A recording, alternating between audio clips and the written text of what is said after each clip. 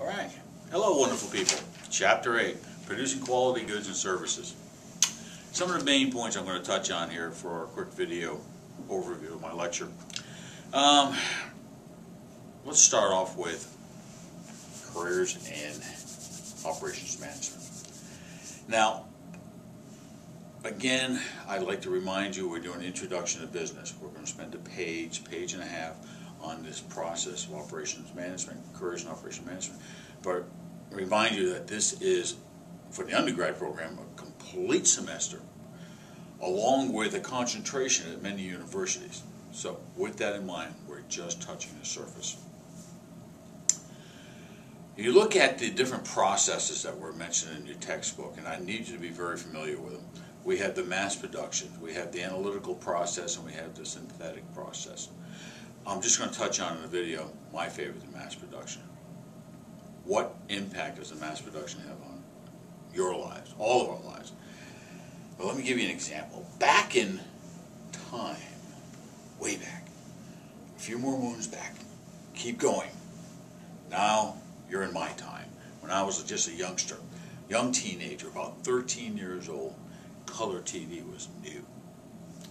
Well, we got our first color TV when I was 13. I remember running home from school. It was so exciting because I knew we had a color TV, a little 13-inch color TV. But my parents paid approximately $400. Think about that. 40 years ago or more. $400 for a 13-inch color TV. Why is it today I can go buy a 25-inch color TV for half that amount of money? And of course, you know where I'm going with this. Mass production. Due to mass production, due to the operations management, mass production drives the prices down. Now, there are other factors that drive the price also. We talked about that already with tariffs, when you have trade protection. We've talked about supply and demand ever so slightly, and supply and demand has a huge impact on prices.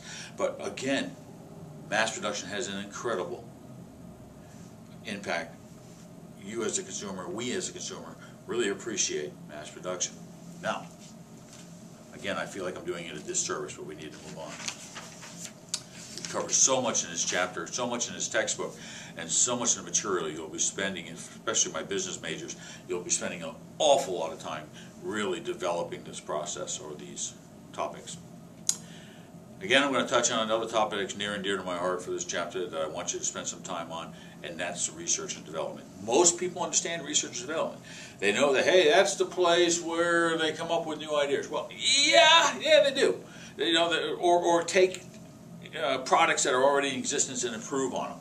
But here's the thing. Here's the ticket that I want you to really look at when you're going through your textbook, is that there's more to it than that. There's a complete process of how feasible is it to market this? Is there a need for a three-wheeled lawnmower? I mean, these are the things that you have to go through during the process of research and development. It's not just, this is cool, let's make a lot of money. I have lots of people to come to me and go, Jim, I have the greatest idea in the world. Well, okay, it might be a great idea, but does anybody want it? And that's part of the research and development also. We're going to be talking on chapter 12, where we'll get into this a whole lot deeper. We'll be talking about the product life cycle. So let me plant that seed. Okay, another thing I wanted to touch on is capacity. I have a lot of my small business owners or potential small business owners that come to talk to me. I'm still a SCORE counselor. I talked to you about that earlier. And of course, by now, all of you looked up SCORE and you know exactly what that acronym stands for. But anyways, capacity. During their break-even analysis, which is we look at, okay, what are our variable expenses? Let's take the can of soup. You know, you have your ingredients, your variable expenses, your carrots, your chicken, your noodles, whatever the case might be. And then you have your fixed expenses, like your electricity and your labor and things of that nature. Then it's like, and I hear this from them, I say, well, how much can you sell? What is the potential selling of units? And they're like, well, it's unlimited. I said, well, is it really unlimited? You have a facility, we'll take a product in this case. You have a facility, it can produce. You're going to run this facility 24/7? Well, yes, Mr. McDermott, I'm going to run it 24/7. Great. Are you going to run it 7 days a week? Yes, sir. 365? Yes, sir. Okay, so do the math. How many of these units can you break out in an hour 24/7? And let me ask you, do your machines ever break down? Do you have to factor in periodic maintenance on your machines, calibration on your machines? Maybe people will need rest.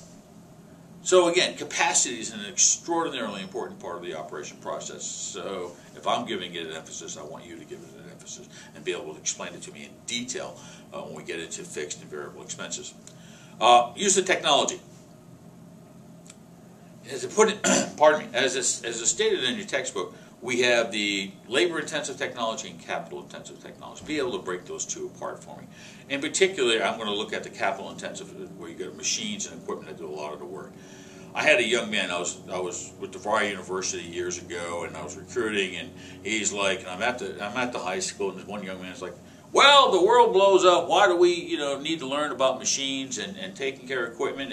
And by gosh, if you have a robot handing out hamburgers, people lose jobs. I said, but then who fixes the robots? Who builds the robots? Who calibrates the robots? And who do you think's going to get paid more? The hamburger maker or the robot fixer? He just gave me that famous whatever answer. I love that answer. Actually, I don't. Okay, quality control. I touched on that also in earlier chapters.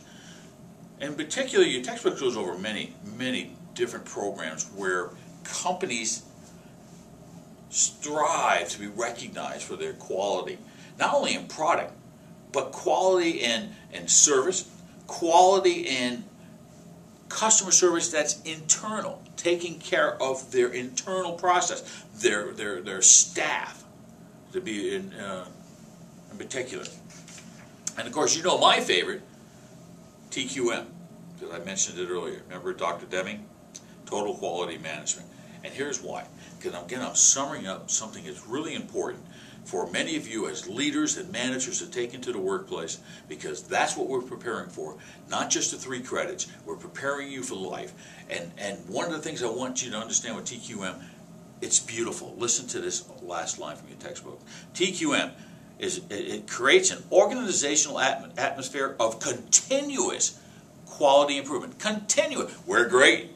We're going to be greater. And once we reach greater, we're going to be greater. It never ends. It's a continuous process towards striving to become better. So you can see why that's near and dear to my heart. It's an excellent chapter. I know I went through it quite rapidly, but we'll be discussing throughout the DQs, and of course, if you have any questions independently, more information on the chapter. So please feel free to reach and touch me, contact me. Gosh, I messed that up really bad. Hopefully they can edit this. But anyways, please feel free to get with me, and I'll be glad to go over any of the portions of the chapter with you. The end.